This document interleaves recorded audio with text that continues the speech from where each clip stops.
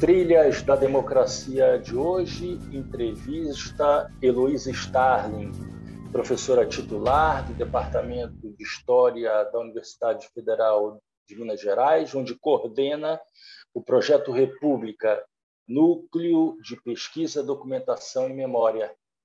Heloísa, seja muito bem-vinda ao Trilhas da Democracia, esse espaço de discussão, reflexão e defesa da democracia e dos direitos humanos. Seja muito bem-vinda. Obrigada. Muito obrigada pelo convite. Eu estou honrada de participar do programa. Muito obrigada.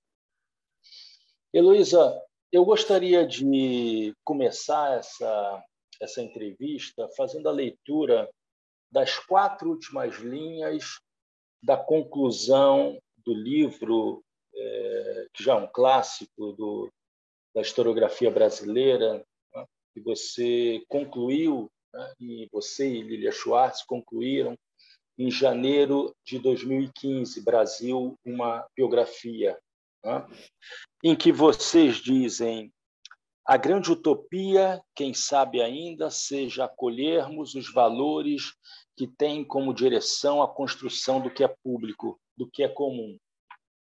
Talvez comece nesse desafio mais um capítulo na história do Brasil.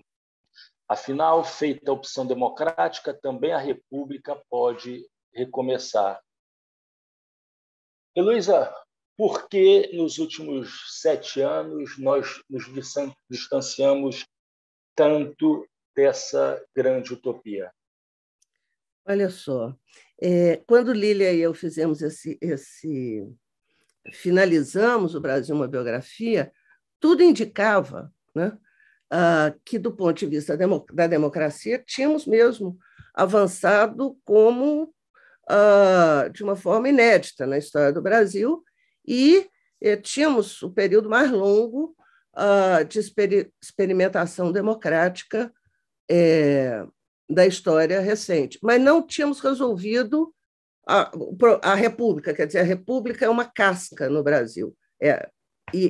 Falta a República ser dotada do republicanismo, que são os valores e os princípios que orientam a República. Então, o nosso suposto é impossível pensar uma democracia que não seja republicana, porque é a República que traz a dimensão do bem público, do interesse comum, do bem comum, do espaço público, né, dos valores republicanos da tolerância, da amizade, e a democracia traz... e a República tem que ser democrática porque é a democracia que vai nos ensinar o princípio da igualdade e o princípio da inclusão, né? Então, a ideia era de que nós tínhamos avançado muito na experiência democrática e precisávamos dotar a República de republicanismo. Nós vimos que não era bem assim, né? Ao contrário, a democracia não estava consolidada no Brasil. E nós fizemos um pós-fácil, inclusive, né? Tentando dizer isso: olha, algo deu errado no nosso projeto futuro democrático e nós precisamos entender o que é que deu errado e por que deu errado, né? Por outro lado, depois desse pós-fácil, o nosso projeto futuro ficou ainda mais complicado. Se você olhar o Brasil hoje, falta-nos um projeto de futuro. Quer dizer, aquilo que o presidente da República disse, tão logo ele tomou posse em Washington, em 2019, está sendo levado a cabo. Ele disse: a minha função não é construir, né? É preciso desconstruir muita coisa. Ele disse isso num jantar, acho que no dia 19 de janeiro de 2000, tão logo ele tinha tomado posse, de 2019, num jantar na Embaixada em Washington, se não me engano. E é isso que está sendo levado a cabo, quer dizer, está sendo levado a cabo um processo sistemático de destruição democrática, de degradação da democracia no Brasil. Então, o que tinha dado errado no nosso projeto futuro era ainda maior, mais evidente e mais forte do que nós tínhamos conseguido enxergar, né? Então, esse é o nosso problema hoje, quer dizer, eu suponho que para que a gente retome a nossa utopia, né, a nossa democracia, nós temos que talvez pensar duas coisas, não sei. Uma, depois do dia 7 de setembro de 2021, nós sabemos como morre a democracia. Mas há 3 anos, quase, nós estamos presos numa pauta de morte e de destruição. Então, nós já sabemos como é que a democracia morre. Acho que a questão que nós temos que colocar agora é o seguinte: como renasce a democracia? Como é que nós vamos retomar? Nós temos que dar, eu acho, né, um cavalo de pau nessa pauta de morte e retomar, inclusive no brasileiro, que nós já fomos, porque a história do Brasil não é só a história, o Brasil não é uma coisa só, né? E se a gente olhar para trás nessa história, nós vamos ver uma história muito grande de liberdade, de projetos de liberdade, as nossas raízes. Onde estão as nossas raízes? Nós temos que retomar as nossas raízes democráticas, as nossas raízes de liberdade, para que a gente possa escrever a pauta de como é que renasce a democracia, eu acho. Luísa, a propósito, vocês fizeram 3 perguntas nesse mesmo parágrafo, né? No parágrafo final das conclusões, da conclusão do Brasil, uma biografia, e eu gostaria de te fazer essas perguntas, né? Nesse momento, cotejando com esse projeto de destruição assumido desde o início pelo presidente da República. A primeira pergunta é: o Brasil consolidará a República e os valores firmados na Constituição de 1988? A resposta hoje, em relação à possibilidade da Constituição de 88 continuar sendo a nossa referência de afirmação histórica dos direitos de cidadania, dos direitos humanos em geral?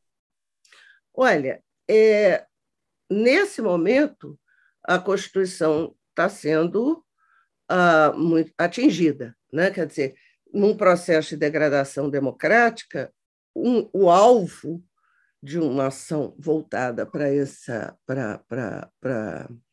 desconstrução democrática, certamente é a Constituição de 88, porque, por mais ela tem limites, ela tem problemas, mas ela é a Constituição mais avançada que nós temos na história com relação aos direitos, né? E a questão dos direitos é importante aí, porque eu não sei se os juristas, esse povo que estuda a Constituição, certamente vai dizer que que não é bem assim, mas vamos pensar aqui do ponto de vista do historiador. Tem um olhar para o futuro que a Constituição levanta. E esse olhar vem, inclusive, da questão dos direitos, porque os direitos, uma vez afirmados, eles podem até não ser cumpridos, mas eles não desaparecem mais. Né? E a segunda característica dos direitos é que eles têm que ser reivindicados, né? Eles têm que ser declarados, né? Então, tem uma consistência na pauta dos direitos que alicerça um projeto de futuro para nós, né? Alicerça uma perna, pelo menos, desse projeto. Então, eu responderia que o problema do direito, que a Constituição ela garante, e ela precisa garantir mesmo, a questão dos direitos. E os direitos não terminam, eles são como a democracia, eles não têm um fim, né? Exatamente porque a dinâmica deles continua. Quer dizer, nós nunca vamos chegar a um momento em que a gente diga assim, bom, conseguimos todos os direitos. Não, o que são direitos e a sua reivindicação, ela continua ao longo da história. Então, isso é como a democracia, né? Ela é um processo, ela não tem um fim. Chegamos ao momento de melhor democracia, não vai existir isso, e é bom que não exista, né? Para que a gente possa fazer como a Rosa de Luxemburgo ensinou, né? Para que a gente possa perguntar assim, mas a liberdade não é dizer sim, a liberdade é dizer não. Então, como diria a Rosa de Luxemburgo, e aí, não pode ser de outra maneira?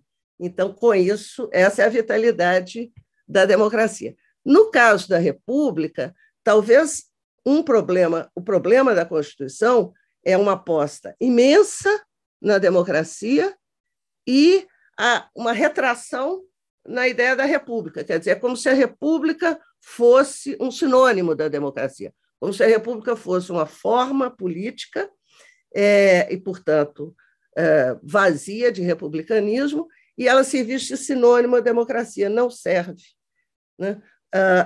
Essa questão é importante para nós, porque ou nós dotamos a nossa República de conteúdo, do conteúdo mais simples, a boa gestão da coisa pública, até o seu elemento mais poderoso, né, que é a ideia do nosso comparecimento ao espaço público para decidir em comum aquilo que nós vamos fazer para o nosso bem, né? Então, talvez o nosso grande problema da Constituição seja olhar para esse conteúdo republicano. É como se nós quiséssemos fazer a proeza de ter uma democracia que seja sinônimo de república. Não é, né? As duas precisam se complementarem. Então, não sei, eu consegui? Você acha que eu estou conseguindo ser clara? Sim. A segunda pergunta, Heloísa, conseguirá manter um crescimento sustentável sem dilapidar suas riquezas naturais? Eu acho que essa é a resposta a essa pergunta que vocês fizeram, infelizmente, muito, muito óbvia, não é? Quer dizer, mas nenhum de nós previa, né, que o cartão de visita do processo de degradação democrática e de destruição do país ia ser exatamente a área ambiental, né? Acho que o João Moreira Salles escreveu isso, um texto muito bonito na Piauí, em que ele diz isso: o cartão de visitas é essa degradação, está se destruindo sem se colocar nada no lugar, né? É destruir pelo processo de destruição. E isso tem consequências que eu mesma, nenhum de nós vai saber avaliar, mas tem consequências, inclusive, que futuro nós estamos deixando. Por isso que eu digo, não tem um projeto de futuro. Esse processo de degradação ambiental ele é um dos eixos mais fortes de eliminação do nosso projeto de futuro, né? Então, certamente, se nós queremos que a democracia renasça, entre as questões, os sinais e as questões que nós temos que levantar para essa pauta, essa é urgente, né? Eu fiquei muito impressionada, esse ano fazem 40 anos do lançamento de um livro que me impressionou muito quando eu reli agora, que é Não Verás País Nenhum, do Inácio Loyola Brandão, que é uma distopia, né? Ele escreveu há 40 anos atrás. E se você reler esse livro hoje, se você ler esse livro hoje, você leva um susto, porque, de alguma maneira, as antenas da literatura captaram o que nós estamos vendo hoje. Nós podemos reconhecer determinadas cenas hoje, na televisão, né? Que estão indicadas no livro, que estão descritas no livro. E o livro é um livro muito, muito forte, porque, inclusive, ele é narrado por um historiador, né? Um historiador que não fez o suficiente para impedir o que o Brasil virou, e aí ele se sente responsável, então ele vai narrar o processo de degradação para que a gente encontre, como ele diz, as estrelas, né? Para que a gente possa encontrar algum pensamento, formular um pensamento para alterar isso. Então, essa questão ela é muito impressionante, muito forte e está na base do nosso futuro, né? É o mesmo cartão postal de destruição do país hoje e um dos eixos fundamentais se nós quisermos ter um projeto de futuro para esse país. E a terceira pergunta: que papel desempenhará no cenário internacional? Que também é uma pergunta que se autorrespondeu no decorrer desses últimos 3 anos, né? E porque, de novo, né, esse processo de degradação, essa crise democrática, né, não é só no Brasil, né, mas você tem uma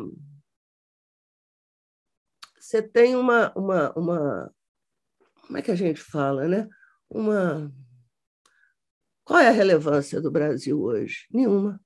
A não ser se nós engatarmos na nossa questão anterior. Quer dizer, o Brasil se tornou uma ameaça, ele se tornou irrelevante, ao mesmo tempo uma ameaça em função da degradação ambiental, né? Em função do que ele está fazendo com o meio ambiente e as consequências disso no cenário mundial. Então, essa é uma posição que eu acho que inédita na história do Brasil. Nós nunca imaginamos que nós íamos nos tornar, ao mesmo tempo, irrelevantes, e quando nós somos referenciados, é como uma ameaça, uma grande ameaça, né? E como é que o resto do mundo vai fazer para lidar com o cartão postal da destruição que nós nos transformamos, né? Então, erramos. O Brasil deu uma guinada a partir da década de 2010, né, que era difícil prever. Eu não me lembro de ninguém ter, ao se iniciar o século XXI, nenhum de nós imaginava, porque era tudo oposto. Quer dizer, você tinha um Brasil que se posicionava muito bem no cenário internacional, você tinha um projeto, de fato, de enfrentamento ambiental. Eu me lembro da Marina, o quanto ela reduziu, quando ministra, né, acho que foi o primeiro governo Lula, a alteração, eu não tenho os dados aqui, mas li isso outro dia no jornal, a alteração que se faz na redução da destruição da Amazônia é muito significativa, né? E nós tínhamos uma democracia que parecia consolidada, jovem, porém consolidada, principalmente com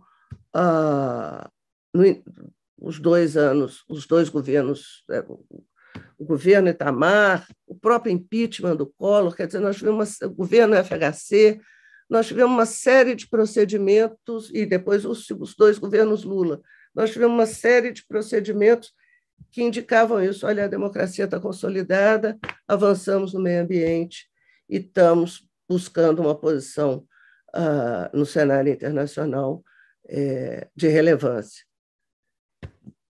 Heloísa, você já deve ter sido feita essa pergunta a você algumas vezes, né, eu imagino, mas eu não poderia deixar de não fazê-la aqui.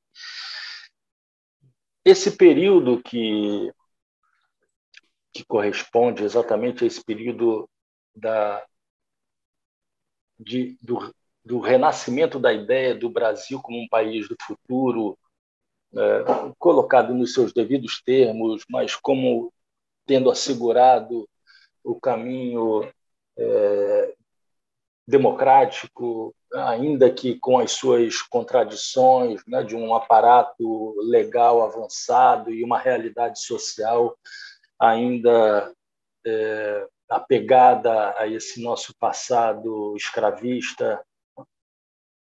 Esse período que corresponde à aprovação, promulgação da Constituição de 1988 até o golpe de 2016, o processo de impeachment contra a presidente Dilma, não teria sido, na verdade, um ponto fora da curva de uma história republicana marcada por sucessivos golpes, por restrições à participação política, reações a qualquer tipo de ameaça que fosse mínima em relação a uma ruptura, né, com o status quo, ao contrário da ideia de que o que a gente vive hoje é que seria realmente uma excepcionalidade, Bolsonaro como sendo uma excepcionalidade?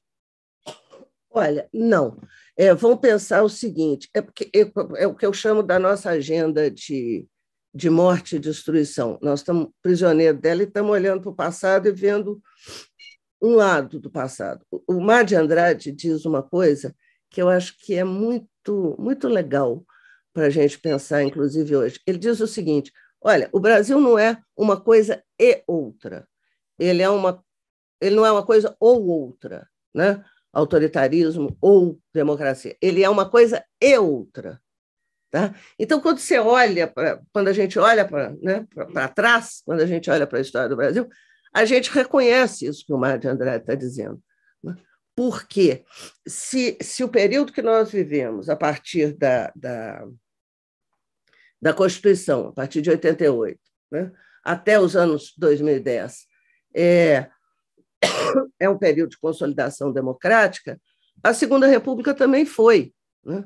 A redemocratização, o fim do Estado Novo e o processo que vai caminhar até o golpe de 64, ele traz uma série de elementos importantíssimos para a construção da democracia no Brasil. Pensa na campanha da legalidade, né? Pensa no processo de redemocratização do país a partir do fim do Estado Novo. Pensa na Constituição, que vai, né, toda primeira vez que o Brasil discute porque também de forma mais ampla. Então, é um período importante para a nossa história. Então, para a nossa história democrática. E também, desculpa, eu ainda estou com uma gripe danada, para a nossa história, para que a gente entenda a presença forte do autoritarismo. Mas não é, por exemplo, não é só um ou outro, porque, ao mesmo tempo que você tem, estou fazendo a conta aqui, é um período marcado 45, 64, quatro tentativas de golpe, uma dá certo. Ao mesmo tempo, é o momento em que você tem um general que põe um exército na rua para defender a democracia, é a novembrada. Né? Ao mesmo tempo, é o momento em que você tem duas revoltas dentro das Forças Armadas protagonizadas pelos setores subalternos, a revolta dos marinheiros e a revolta dos sargentos. Então, olha como é rico de informações para nós esse momento. Olha como ali tem raízes importantes, tem um legado democrático e tem todos os sinais do que nós precisamos reagir para impedir o ascenso, para impedir a permanência ou a consolidação autoritária. São as duas coisas. Heloísa, e a mesma coisa nós vamos ver na redemocratização. Só uma coisa, quando você pega o processo da redemocratização, a gente enxerga uma tentativa que vem do general Geisel e dos generais que estão no poder de fazer uma transição para o governo civil não havia ali nenhum projeto democrático por parte daqueles generais. Né? O que o Geisel está imaginando como é que eu faço uma transição, como é que eu diminuo o custo da ditadura, inclusive para as Forças Armadas, e como é que se faz estou simplificando, mas o raciocínio é esse, como é que se faz uma transição do poder executivo sair da mão dos militares, mas ir para a mão de governos civis de traço, de feição autoritária. Então, não tem nenhum projeto democrático. Quem põe a democracia na rua é a rua. Né? Você vai ter uma grande mobilização, você vai ter uma grande frente democrática, lembra a luta pelas liberdades democráticas, né? Você vai ter algumas lideranças importantíssimas, Raimundo Fauro, por exemplo, na frente de associações, e isso vai constituir um arco que vai conseguir, derrotar o projeto de transição dos militares e consolidar um projeto pelas liberdades democráticas e um projeto de repensar a democracia no Brasil com uma grande novidade. Pela primeira vez na história do Brasil, nós vamos pensar a democracia não como um meio para a gente chegar a um bom governo, né? Como nos anos 60, a democracia é um caminho para nós chegarmos a uma outra alternativa de governo, mas a democracia como um fim, né? A democracia como uma forma política que não vai ter um fim e, portanto, nós temos que apostar nela. Isso é uma grande novidade também. Então, repara que são as duas coisas que nós temos que pensar. Heloísa, a propósito de arco político, né, que você fez referência, acaba de fazer referência, não obstante a diferença conjuntural existente entre aquele momento de resistência e de saída, né, da ditadura de 64 e esse momento em que existe um risco de crescente autoritarismo na sociedade e no Estado brasileiro, né? Que tipo de arco, se é possível a reconstrução de um arco político que consiga colocar em pauta ou girar em torno da ideia da defesa da democracia política e dos direitos sociais? É possível e que seja abertamente contrário ao atual presidente da República e tudo aquilo que ele representa em termos sociais e políticos. É possível a construção desse arco hoje? É possível, foi possível no passado várias vezes. Não foi só no momento da redemocratização. Você pensa, por exemplo, na tentativa de construção da Frente Ampla. Você tinha 3 inimigos ali, mortais, quer dizer, Carlos Lacerda, Juscelino Kubitschek e João Goulart eram inimigos de fato. Eles não eram só adversários políticos. Mas, em torno de um ponto, que era a questão democrática, como é que nós vamos tentar enfrentar a questão democrática, eles vão conseguir fazer um encontro e montar uma base, né? Que vai funcionar. A Frente Ampla chega a ir para a rua, né? Chega a fazer comícios, chega a fazer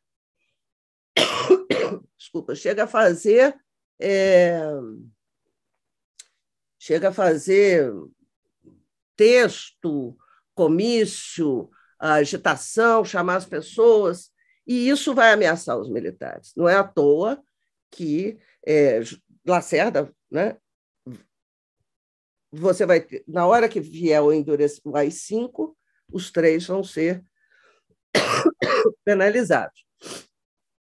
E a Frente Ampla se torna uma ameaça. Então, é possível, tá? E é preciso fazer. Se não houver uma frente, de fato, em torno dos princípios democráticos, não me parece que nós vamos conseguir enfrentar, sermos bem-sucedidos no enfrentamento, na defesa da democracia. Por quê?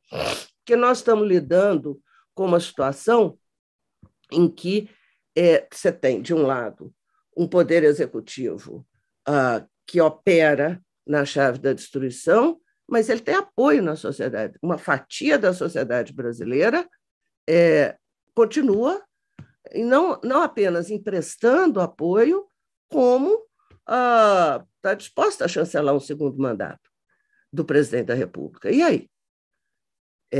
Como é que nós temos que pensar isso? Nós não temos só um problema no poder executivo, nós temos um problema na sociedade brasileira. Nós temos que olhar para essa sociedade. Que sociedade é essa? O que aconteceu? Entendeu?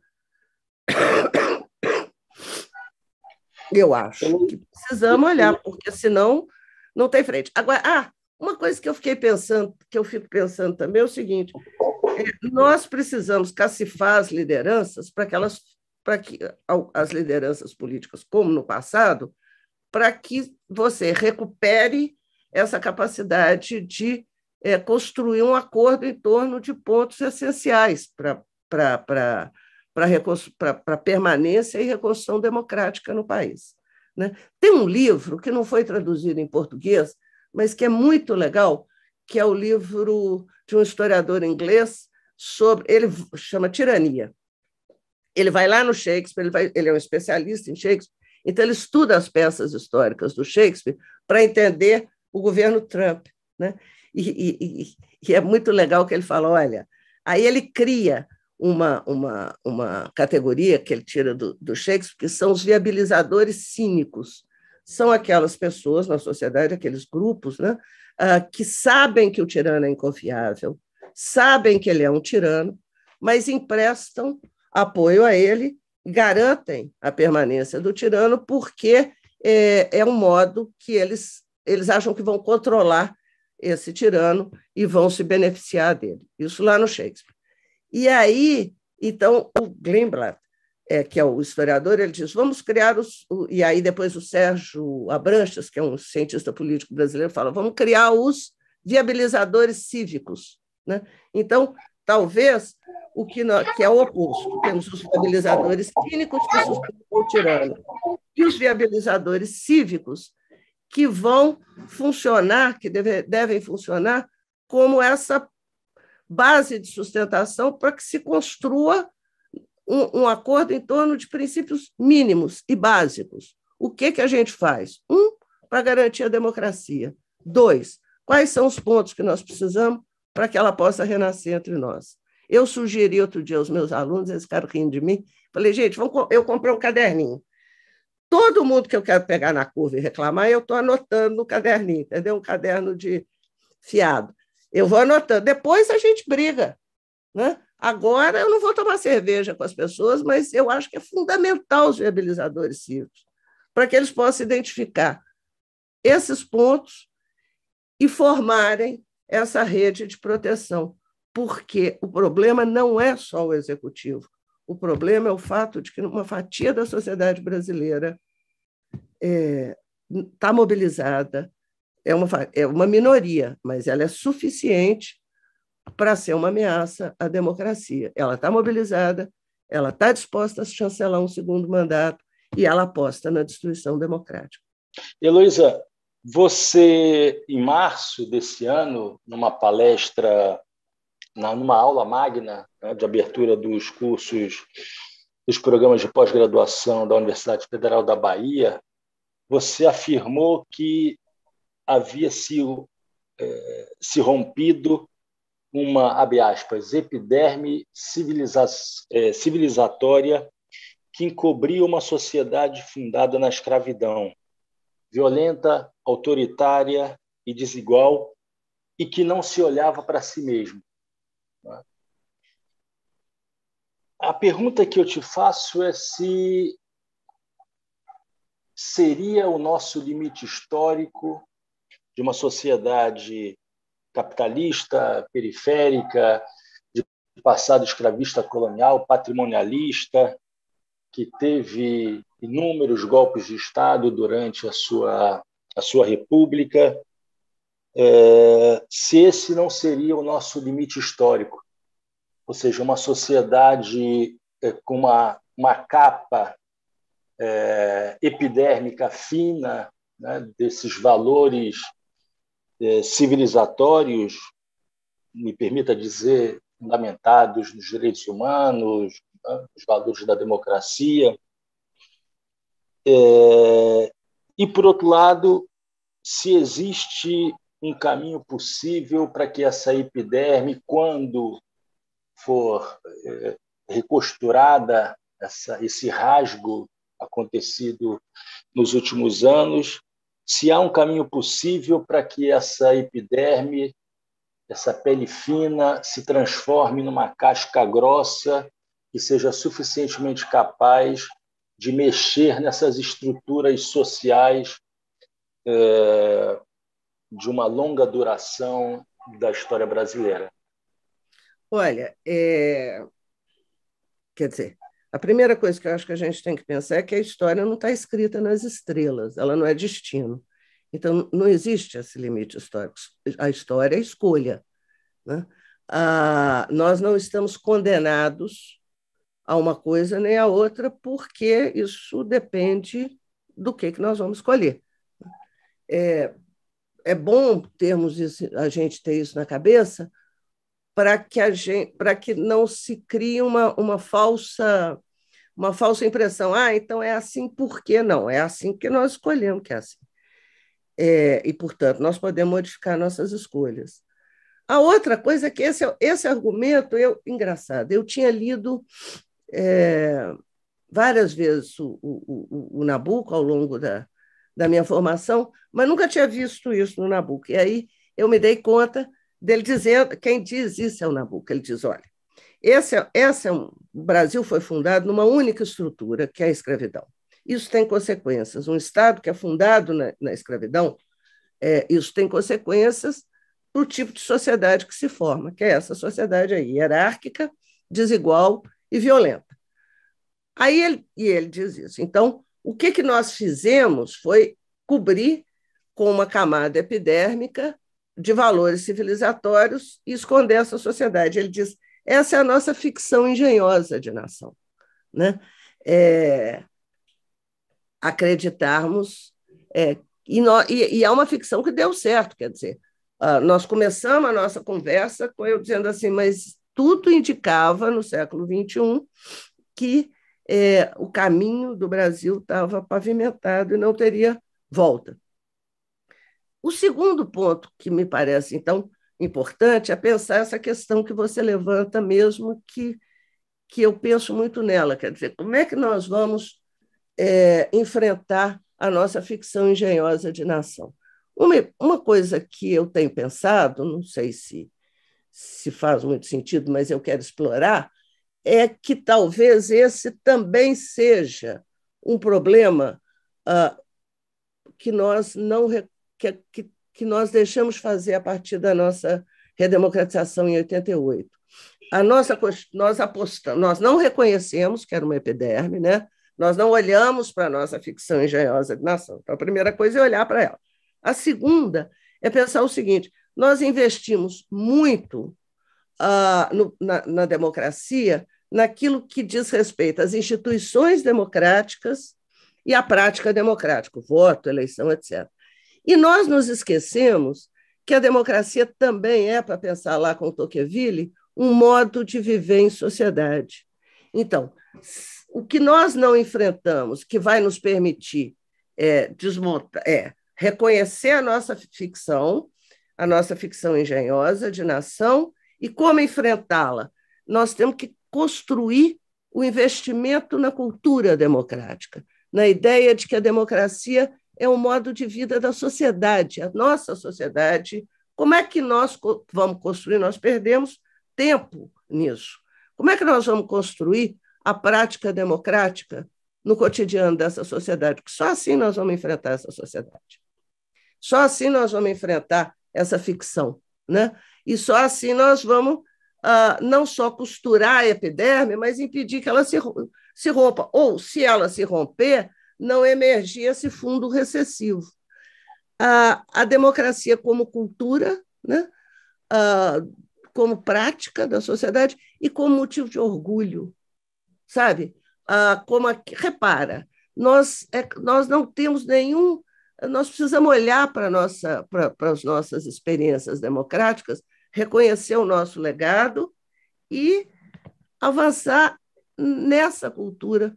Não existe. E é engraçado isso. Uma outra coisa que eu me dei conta, nos Estados Unidos tem uma pilha imensa de livros que chama História da Democracia nos Estados Unidos.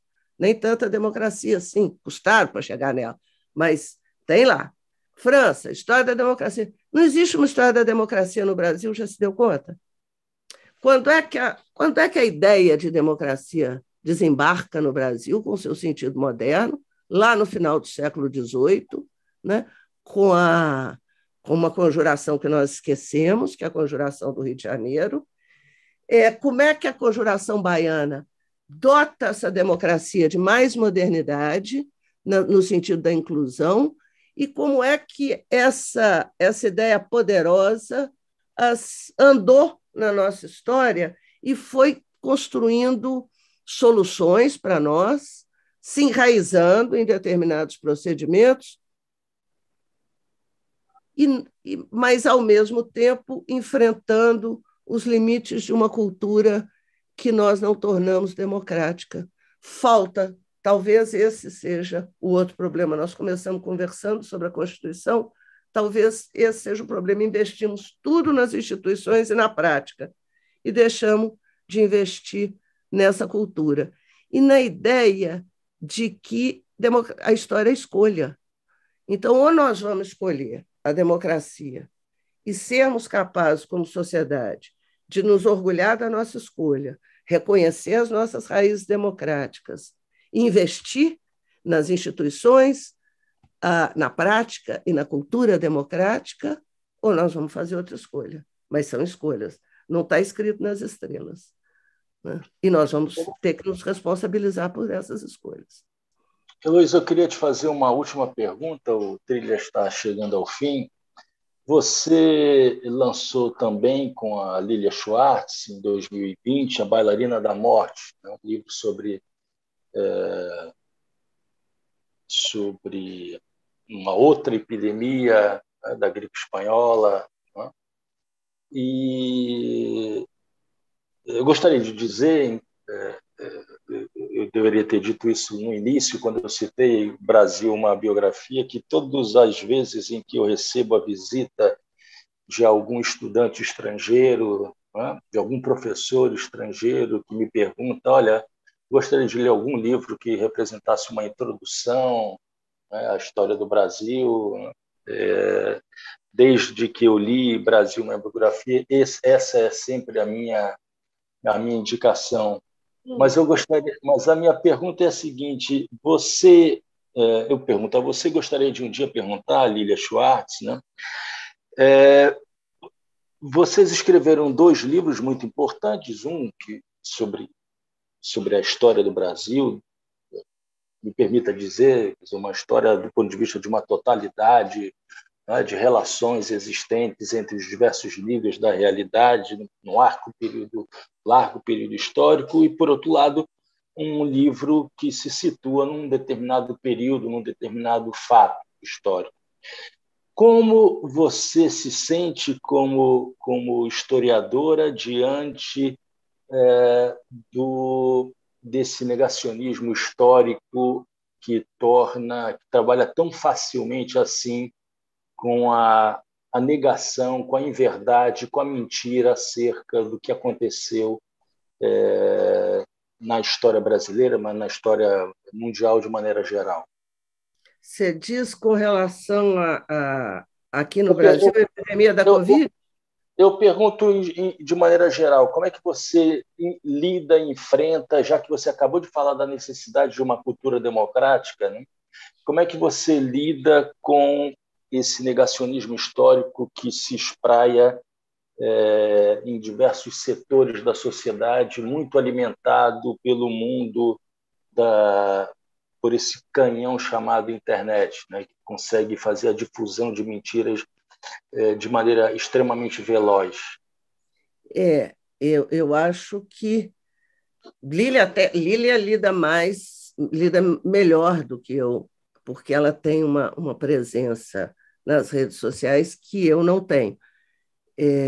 Mas eu penso, quer dizer, que o historiador ele tem duas tarefas importantes, e eu preciso ser leal a essas tarefas. A gente não pode contar isso para os outros, porque vai expor os historiadores, mas aqui em segredo, eu acho que a gente tem que pensar que que o historiador tem 2 tarefas. Uma, o historiador é aquele sujeito, quer dizer, e a Hannah Arendt diz isso, né? Ela vai dizer o seguinte: olha, quando tudo der errado, né?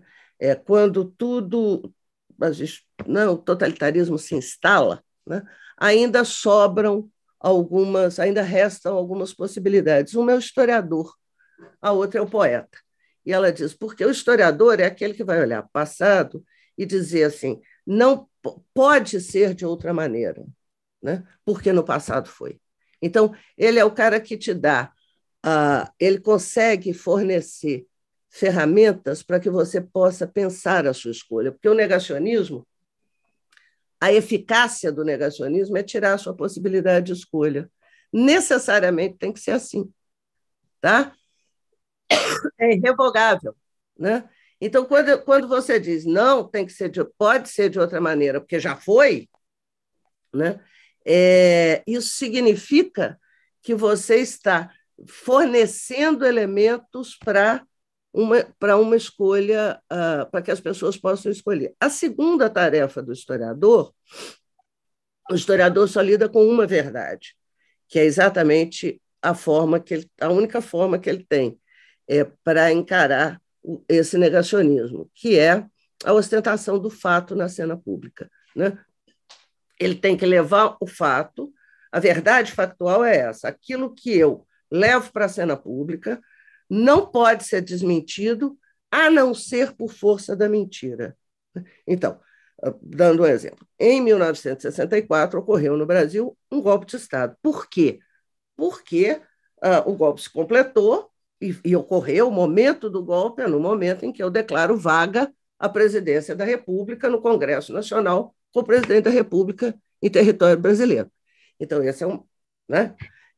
Os tanques estão na rua, o Congresso vai ser expurgado e eu vou fazer uma eleição indireta dentro do Congresso para escolher o primeiro general presidente da República. Então, esses são os fatos que só podem ser negados pela força da mentira cabal. Né?